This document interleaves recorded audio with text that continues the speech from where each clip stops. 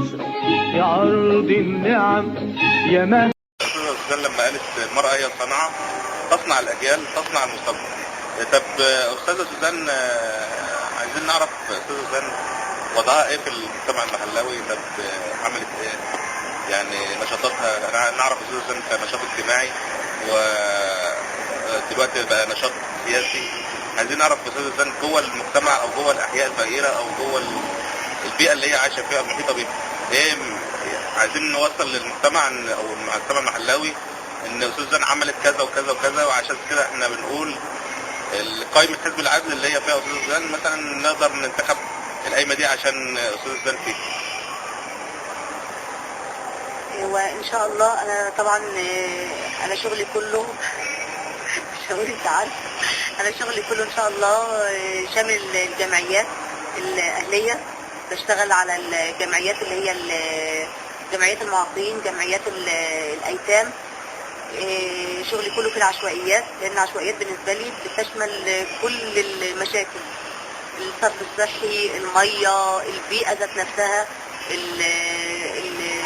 البيوت ذات نفسها بيطلع منها مشاكل كتير لكثره العدد جواها، وطبعا مفيش اي خصوصيه، فمن هنا بيطلع المشاكل من العشوائيات. بالنسبه لي انا في التموين طبعا الحمد لله لا بعمل شغل كتير بالنسبه للتموين. كم قضيه الاسبوع ده؟ لا انا مش تبع قضايا، انا دلوقتي ماسكه مركز ادخال بيانات على الكمبيوتر، فرئيس قسم ادخال بيانات على الكمبيوتر، فبعدت عن القضايا والحاجات دي. لكن بالنسبه لي انا مش حته بعدت ان انا مثلا خلاص لا بقيت في مكتب مثلا او شغلي كله خاص بالكمبيوتر. لا، لو في اي مشكله ولا اي حاجه بقوم بنفسي وبحلها وبنزل الشارع لا بعمل شغل كتير، بس انا بالامانه مش بحب اتكلم كتير عن الحاجات دي. لا، هو كواجب اجتماعي او نعرف الناس ان استاذه سوزان بتعمل كذا عشان ما يقولوش مثلا دي استاذه سوزان نزلت علينا بالدرجات تقول انا ارشح نفسي لمجلس الشورى. هو كان طبعا احنا عارفين ان عضو مجلس الشعب او الشورى هو عضو، هو في المكان الاولاني هو وضع سياسات او وضع قوانين للبلد، ولكن لغايه دلوقتي المجتمع بيبص له ان هو خدمات. فاحنا عبال ما نغير الوضع ده في الجوله الجديده عشان ناخد المحليات هو اللي يبقى خدمات، ونخلي الشعب والشورى هو سياسات ووضع قوانين. فاحنا مضطرين نسير الجو ونقول الاستاذه سوزان هتعمل ايه؟ يعني هتوصل العيش ازاي للناس اللي واقفين في الطوابير؟ البوتاجاز البوتاجاز اللي وصل 30 جنيه و25 جنيه هنحلها ازاي في الازمه اللي احنا فيها خلال اليومين دول؟ نقدر نقول للاستاذه سوزان املها ايه او نفسها تعمل ايه او عملت ايه؟ بالنسبه احنا بدانا بحته رغيف العيش. انا بالنسبه لي قبل ما ابقى في حزب العدل انا كنت في حركه اسمها ائتلاف شباب الثوره. دول شباب كلهم ما شاء الله، يعني اعتبر انا اكبرهم، انا والاستاذ مصطفى جوزي. دول احنا تبنينا الفكره من الاول وعملنا فعلا اكثر من مشروع دلوقتي اللي هو توصيل الخبز للمنازل. نظام بونات ماشي، بتدفع 5 جنيه وبتاخد البون بتروح تمسكه من الفرن، بيبقى العيش مكيس، بتاخد كل يوم بجنيه. ده بالنسبه للاماكن اللي هي الشعبيه اللي كان فيها فعلا ازدحام جامد. انا معاك ان في بعض الاماكن وليكن في منطقه مثلا زي بتاعه ابو شاهين دي ما قدرناش نحلها باي شكل من الاشكال، لان فيها معلش التكدس، وانا اسفه في الكلمه، والبلطجه دي طبعا احنا عارفين كلنا من السبب فيها. فما عندناش استعداد ان احنا كل يوم والتاني حد يعني يتعور مننا او حد يتقتل او حد يعني بالاخر يعني يحصل له مكروه بعد الشر يعني. لا، وحصلت فعلا اكثر من دليل يعني. فاحنا دي فعلا المنطقه دي الوحيده اللي احنا بعدنا عنها، لكن بقيه المناطق الحمد لله ما عادش فيها ازمه للعيش خالص، لانه فعلا عاد بيوصل لنا لحد البيت الرغيف اللي هو المدعم العادي ابو شله. اما بالنسبه لموضوع الغاز، موضوع الغاز احنا فعلا حليناه، بس للاسف برضه حته اليد الخفيه دايما اللي بتلعب من ورانا شغاله. هي دلوقتي هنقول الانبوبه بقت متوفره، بس للاسف بقت ب 10 جنيه. لكن سببها بقى ان انا اتدخل فيها للاسف مش من اختصاصي، بس انا اللي قدرت اتوصل له ان انا اوفر دلوقتي الانبوبه، وهي دلوقتي فعلا ما عادش فيها اسم النهارده. الغريبه يا استاذه اسلام النهارده فعلا ما عادش فيها اسم. ان مصر المحله بنسبه كبيره جدا، يعني حوالي تلت البلد او اكتر من تلت راكب غاز، وبرغم كده ان في مشكله بوتاجاز موجوده لغايه السنه دي. مش عارف ليه. ده اللي انا بتكلم فيه. وصلنا، بيقول لك وصلنا الغاز لاسرائيل واحنا واقفين هنا بالطوابير. هي المشكله فعلا ان اللي عامل المشكله ديت لو اخر نكته ظهرت على الفيسبوك من قريب ان مصر، ان اسرائيل منوره بالغاز ومصر منوره باهلها. اسرائيل منوره بغاز مصر ومصر منوره باهلها. ومصر صح والله صح. لا هي المشكله فعلا ان اللي عامل الازمه بتاعت الانابيب ديت العشوائيات للمره الثانيه، العشوائيات والقرى والارياف والحاجات دي، لان هم للاسف مش بيستعملوا الغاز زي اللي هو مثلا للبوتاجاز بس، لا ده هم جايبين اللي هي الحاجات اللي هي زي الفرن اللي هي الغاز اللي هي العشوائيه ديت، ودي طبعا اكتر ما يمكن من الافران، يعني ان هي تصنع او ان هي تتزاوج بين الافراد يعني، بس هم للاسف ما بيقدروش يستغنوا عنها. هي دي اللي عامله كمان الازمه، لان دلوقتي كل بيت ريف في مش اقل من 3-4 انابيب شغالين، فطبعا ما عادوش بيصطادوه بقى القش ولا الخشب. لا طبعا لا ما عادش فطبعا ده بالنسبه لهم في ازمه هناك، وطبعا العربيات ما بتوصلش، فبيجوا ياخدوا من هنا من الفائض اللي في المحله يعني اللي هو في المدينه، فهو ده فعلا اللي عامل الازمه. استاذ وسام، ذوي الاحتياجات الخاصه او ذوي الاعاقه كما يقال في القانون الدولي لهم احتياجات، واهم احتياجات لهم هو المشاركه السياسيه. المشاركه السياسيه، وبما ان انا في صدد انتخابات مجلس الشعب والشورى، من حق اي مواطن الادلاء بصوته، والسنه دي الادلاء بالبطاقه، فبقى الموضوع سهل جدا. فمجلس العسكري مشكورا ادى للناس اللي في الخارج ال 2 مليون او الكام الف اللي هم حسب الاحصاءات الاخيره ان هم حوالي كام الف راحوا قدموا باصواتهم في جميع دول العالم. وبرغم ان في 12 مليون موجودين في مصر او ازيد، لان مفيش احصائيه، ولا هم حوالي 10% او 12 من رقمات 15% من تعداد مصر، لا يوجد لهم تسهيلات في وضع صوتهم سواء في اللجان، سواء للحركي نلاقي لجنه فوق الدور الثالث الرابع الخامس في اي مدرسه. الجماعه المخطوفين طبعا ما فيش لهم تسهيلات في وضع سواء وجود برايل او مرافق لهم. طبعا الاصم ما فيش برضه توجيه له، برغم مناداتنا من حوالي 5 شهور من بدايه الثوره ان الناس ديت لازم يبقى لها حق، ان ظهر في الجوله الاولانيه لا حياه لمن تنادي. دور عضو مجلس الشعب القادم او الشورى ان هو اللي بينادي، اللي هو عايز صوت، هو محتاج صوت دلوقتي. 12 مليون ممكن ينجحوا اي واحد، يعني ممكن ينجحوا لو رئيس جمهوريه اعتمد على الناس دول بس هم ينجحوه. لا بجد هل شفنا او هل سنجد في المرحله دي انا اروح او واحد في المنوفيه تعليم الدور المره دي او في الجيزه يروح يلاقي كابينه له في الدور الاولاني او لجنته في الدور الاولاني او في رمبات او في حد يساعده كتكييف؟ هل صوت اللي هو العضو اللي بيرشح نفسه ده زي ما بيطلبني ان انا اروح له هو يقول لي، يعني يوفر لي، ينادي المجلس، يناشد او يطلب، ده حقي انا، يطلب من المجلس العسكري ان هو يخصص لي زي ما القانون حط لي. هل هو عمل كده؟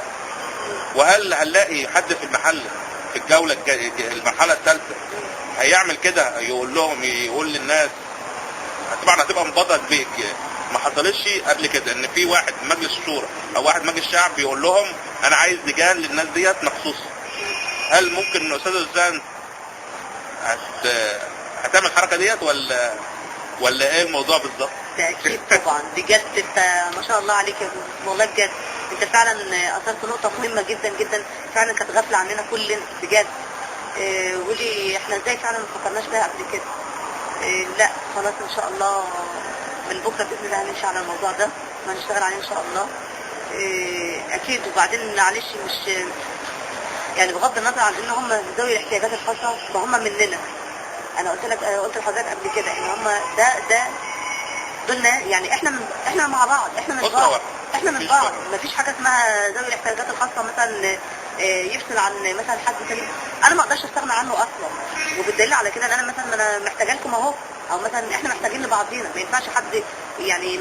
انا بعتبر نفسي انا ابن واحد ماشي، زي ما انا بالظبط كده لما باجي اتكلم بقول لهم ايه، انا مثلا انا مرشحه نفسي لمجلس الشعب، انا ميكروفون، انا بوصل صوت الناس، انا بوصل صوت الناس اللي ان شاء الله هتنتخبني، وبالتالي انا بوصل صوتكم انتم، فالمفروض انتوا تبقوا ورايا، والمفروض انا يعني كلمه بكلمه طبعا مع ذوي الاحتياجات الخاصه طبعا. فاكيد ان شاء الله من بكره باذن الله هسير النقطه ديت، وانا اللي هجري عليها فعلا، بغض النظر بقى عن ان انا شورى او شعب، لا ان شاء الله. بس يا رب نلحق بس الدوره الثانيه دي، لا نلحقها ان شاء الله. واكتر من 20 يوم يعني. لا نلحقها بجد ان شاء الله نلحقها باذن الله على المرحله الثالثه. طب مش هنخرج برضو من السؤال ذوي الاحتياجات الخاصه، او زي ما نقول برضو القانون بيقول ذوي الاعاقه. القانون الدولي، هو القانون الدولي له كذا فصل، اخيرا ذوي الاعاقه. هي في بس نقطه صغيره حضرتك اسستها، اللي هي الا وهي الاخوه المهجرين بره، او اللي هم المسافرين بره، اللي هم لهم حق التصويت. انا مع اني انا واحده من الناس اللي اتبسطت ان المجلس العسكري ادالهم الاحقيه في انهم يصوتوا، لانهم فعلا صوت لا يستهان بها زي ما بيقولوا، الا ان هي قلقتني، لان كان من السهل والله اعلم يعني. هي للاسف انا اسفه جدا يعني، هي موجوده دلوقتي حته يعني سهل قوي ان انا يعني موضوع الانتخابات بره وكده ممكن انا ادور فيها او ممكن العب فيها، سهل قوي ان انا العب فيها يعني، المفروض صالح ناس معينه. فيا رب. هو عامة يا استاذ هو برغم يعني الاستاذ زن اثرت نقطة برضه الواحد ممكن يفكر فيها، لكنهم اللي انتخبوا نفسهم عدد الاف، يعني مش هيأثروا في اي حاجة في الجولة الاولانية والإعادة. طبعا مش هنخرج برضه من السؤال، ايه اهداف الاستاذة زوزان في مجلس الشورى لخدمة هذه الفئة، والذي طبعا ليست بالقليل على مستوى مصر، وطبعا موجودين في الغربية، طبعا الدايرة كبيرة جدا، فاحنا شاملين الغربية دلوقتي. هتخدم ايه الفئة ديت، سواء في المواصلات، في الطرق، في التعليم، في الصحة، طبعا جميع المجالات اللي مش هنقدر نفصل مجال عن مجال بما اننا اصلا في مجلس واحد. اتمنى طبعا ان احنا طبعا بجد يا رب اقدر اعمل لهم فعلا حاجه وحاجه كبيره يفتكروني بيها بعد ان شاء الله ما ربنا يفتكر لنا. فبجد اتمنى ان انا فعلا في دماغي حاجات كتير قوي قوي قوي اعملها لهم. اهمها ودي مش حاجه يعني انا بتمنى يعني يعني اسمها ايه بيقولوا عليها، لا اللي هي حاجه مش يعني مش بفرض نفسي عليهم، لا ده حاجه من حقهم وده حقهم عليا، ان انا فعلا اول حاجه اعملها لهم، ودي ابسط حاجه، المواصلات. يعني الطرق ممكن نقدر عليها شويه دلوقتي، على ما مثلا لقينا هيقول لك ميزانيه ومش ميزانيه والطرق ومش عارفه ايه، مش هنقدر نعمل لهم، لكن اهم حاجه على الاقل انا عشان اعمل رمز في البتاع ده هيكلفني ايه؟ ده انا اوفر فين؟ اوفر الطوبه ديت. صح. لا انا بقول حضرتك بقى هيقول لك طريق ونسفل ونعمل، فانت عارف حضرتك يعني حبل عشان الخروف والبرسيم عشان الخروف كده يعني، فاكر نجيب الريحاني. فهي هتبقى المشكله في كده بس، لكن ربنا يسهل ان شاء الله. يعني لو يعني هنبتدي واحده واحده، بس انا بفكر فعلا هبتدي بالمواصلات ان شاء الله، ان شاء الله حتى اتوبيسين في كل بلد باذن الله، او باصين على الاقل يكونوا مخصصين لذوي الاحتياجات الخاصه ان شاء الله يعني. ده المفارقه الغريبه اللي الاستاذه زن اثرتها موضوع الاتوبيسات، ان في مصر بتيجي معونات اوروبيه او امريكيه في سواء في مواصلات او حاجه، ففي من ضمن المعونات ديت كان بيجي باصات خاصه لذوي الاعاقه بتروح لجمعيات معينه. الجمعيات ديت للاسف ما بتستخدمش الباصات ديت لاستخدامها، تركنها وتأجرها.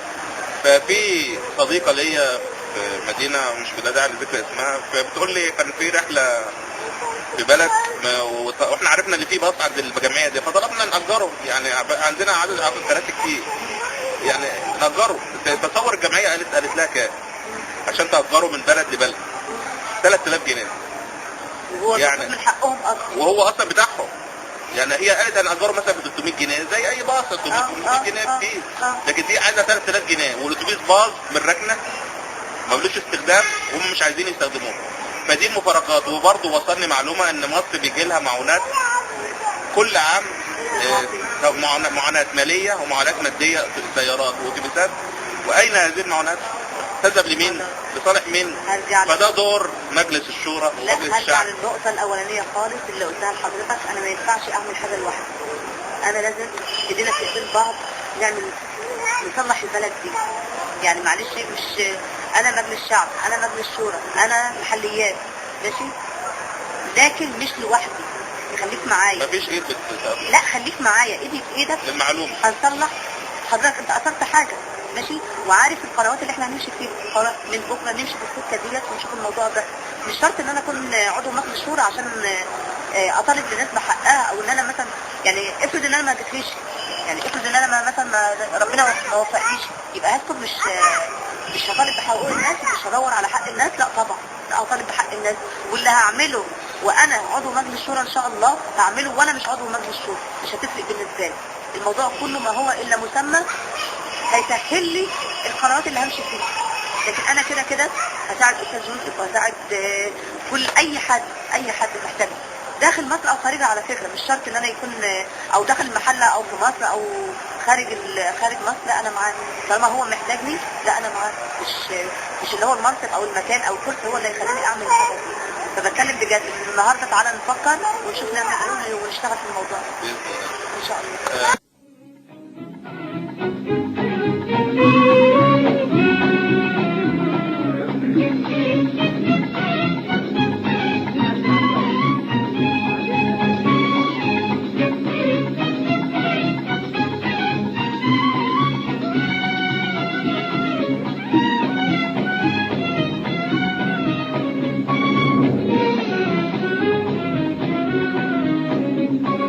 عظيمة يا مصر يا أرض النعم، يا